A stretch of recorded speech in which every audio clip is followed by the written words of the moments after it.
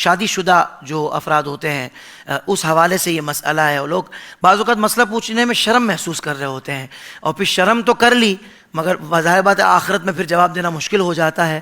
تو ان معاملات میں شرم نہیں کرنی چاہیے. تو یہ سوال شامل کر رہا ہوں کہ مینسس کے دوران اگر شوہر ازدواجی تعلق قائم کر لے تو اس کا کفارہ کیا ہوگا؟ دیکھیں, نبی کریم صلی اللہ علیہ وسلم کنواری لڑکی سے بھی زیادہ شرمیلے تھے, یہ حدیث کے اندر آتا ہے. لیکن اس کے باوجود نبی کریم صلی اللہ علیہ وسلم نے طہارت کے مسائل مفصل بیان فرمائے. اس کا مطلب یہ ہوا کہ احکام شرعیہ عملیہ سیکھنے کے سلسلے میں شرم نہیں کرنی چاہیے.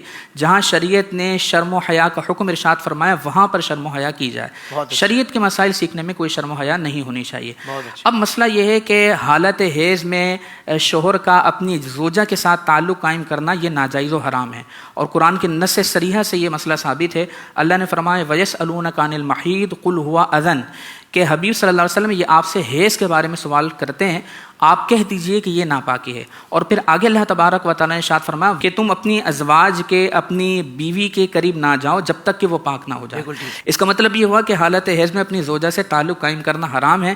ناف سے لے کر گھٹنوں کے نیچے تک عورت سے نفع حاصل کرنا حالت حیض میں حرام رہتا ہے. اس کے علاوہ بدن سے اگر کوئی شوہر اپنی زوجہ سے نفع حاصل کرنا چاہتا ہے, اس حصے کے علاوہ بدن سے نفع حاصل کرنا چاہتا ہے تو کر سکتا ہے. اب اگر بالفرض کسی شخص نے اپنی زوجہ کے ساتھ اس حالت میں تعلق قائم کر لیا, اس کا کفارہ ہمارے علماء نے یہ لکھا, اول تو وہ توبہ کرے گا کہ ایک حرام کام کیا ہے.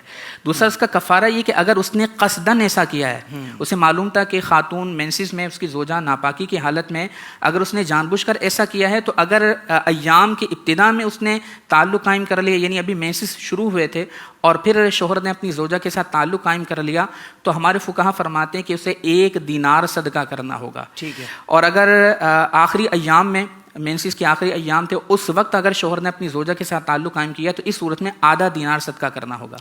دینار کی مقدار کیا ہے؟ 10 درہم دینار کی مقدار بنتی ہے, اور 10 درہم سے مراد 2 تولہ 7.5 ماشا چاندی ہے اس کی قیمت.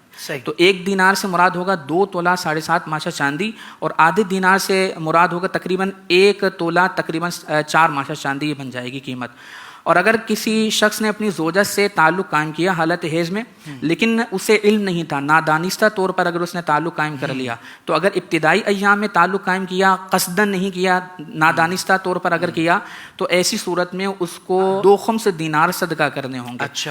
اور اگر اس نے آخری ایام کے اندر نادانستہ طور پر اگر تعلق قائم کیا, تو پھر اسے 1 خمس دینار صدقہ کرنا ہوگا. اور دینار سے مراد 10 درہم ہے, اور 10 درہم سے مراد 2 تولہ 7.5 ماشا چاندی ہے. دینار سے کیا مراد ہے؟ خمس سے مراد ہے 5واں حصہ, یعنی اس کی جو 5واں حصہ بنے گا وہ دینا پڑے گا. لیکن یہ کفارہ کوئی فرض واجب نہیں ہے, یہ مستحب ہے. ایک گناہ ہو چکا ہے, اللہ تبارک و تعالیٰ کی بارگاہ میں توبہ بھی کرنی چاہیے. ساتھ ساتھ اگر یہ کفارہ دے دیا جائے تو بہت بہتر ہے. بہت خوبصورت, بہت خوبصورت. دیکھیں کتنا تفصیل طلب یہ جواب تھا, اور مفتی صاحب نے بہت احسن انداز میں اور سہل انداز میں اس مسئلے کی وضاحت فرمائی ہے.